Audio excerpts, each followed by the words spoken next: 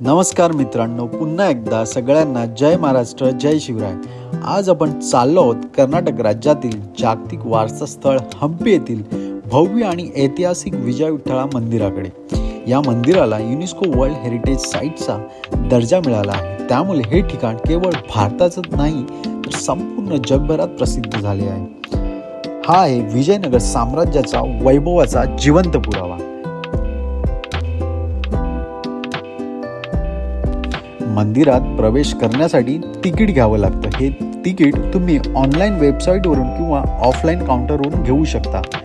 Ticket घेतल्यानंतर तुम्हाला transport कारने मंदिरापर्यंत नेलं जातं। त्या कारमध्ये बसून जाताना दोन्ही बाजूनी दिसणारे प्राचीन अवशेष, दगडी रचना आणि शांत निसर्ग हा अनुभव वेगळा आहे। विजय विठ्ठला मंदिराची सुरुवात 15व्या शतकात सुमारे 1400 ते 1450 दरम्यान झाली। हे बांधकाम विजयनगर साम्राज्याच्या देवराय दुसरे यांच्या काळात सुरू झाले।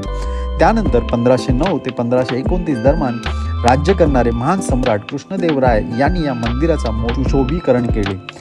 त्या काळात विजयनगर साम्राज्य अत्यंत समृद्ध आणि शक्तिशाली होते। आता येतो या मंदिराचा सर्वात प्रसिद्ध भाग, दगडी रथ स्टोन चॅरियट। हा रथ पूर्णपणे ग्रेनाइट दगडातून कोरलेला आहे। पूर्वी या रथाची चाकं फिरती होती असे म्हणतात, पण आता त्यांना स्थिर करण्यात आलं आहे। हा रथ इतका सुंदर आहे की तो भारताच्या 50 रुपयाच्या नोटेवरती छापलेला आहे। इथे फोटो काढल्याशिवाय हंपीची ट्रिप पूर्ण होतच नाही। विजय विठ्ठला मंदिराचं आणखी एक मोठं आकर्षण म्हणजे 56 संगीतमय खांब म्हणजे म्युझिकल पिलर्स। हे खांब मुख्य सभा मंडपात आहेत। पूर्वी या खांबांना हलकसा टॅप केल्यावर तबला, वीणा, मृदुंग यासारखे वेगवेगळे आवाज ऐकू येत होते।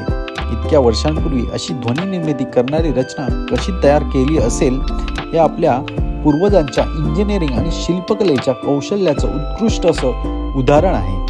मोठा सभामंडप, सुंदर कोरीव स्तंभ, देवदेवतांच्या मूर्ती आणि रामायण महाभारतातील प्रसंग इथे कोरलेले दिसतात। मंदिराभोवतीचा विस्तीर्ण मोकळा परिसर आणि दूरवर दिसणाऱ्या टेकड्या हे सगळं वातावरण अतिशय शांत आणि दिव्य वाटतं। इथे फिरताना असं वाटतं जणू आपण 500 वर्ष मागे गेलो आहोत। हे ठिकाण फक्त बघण्यासारखं नाहीये, अनुभवण्यासारखं आहे, एक्सपिरियन्स करण्यासारखं आहे। इतिहास, कला, वास्तुकला आणि आध्यात्मिक वातावरण यांचा सुंदर सुगम इथे पाहायला मिळतो। आयुष्यात एकदा तरी विजय विठ्ठल मंदिर आणि हंपी नक्की पाहायला यावं। अशाच ऐतिहासिक आणि भन्नाट ठिकाणांसाठी चॅनलला सबस्क्राईब करा, व्हिडिओला लाईक करा आणि तुम्हाला हा व्हिडिओ कसा वाटला ते कमेंट्समध्ये नक्की सांगा। पुन्हा भेटूया अशाच एका नवीन आणि नव्या ऐतिहासिक सफारीत। तोपर्यंत जय महाराष्ट्र।